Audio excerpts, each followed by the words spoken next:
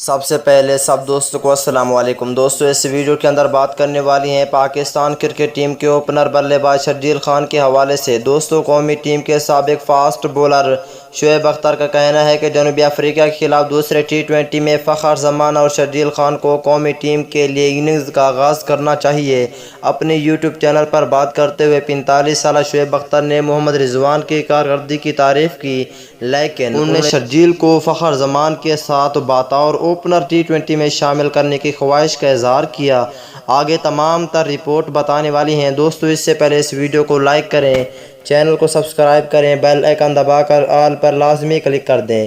دوستو، شعیب اختر کا کہنا تھا کہ فخر زمان اور شرجیل خان مل کر مخالف ٹیم کو تباہ کر سکتے ہیں۔ پاکستان کو بے رحم کرکٹ کھیلنے کے بارے میں سوچنے کی ضرورت ہے۔ آج کی کرکٹ 170 یا 180 کی نہیں ہے، آپ کو 200 سے زیادہ رنز بنانے کے لیے کھیلنا ہوگا۔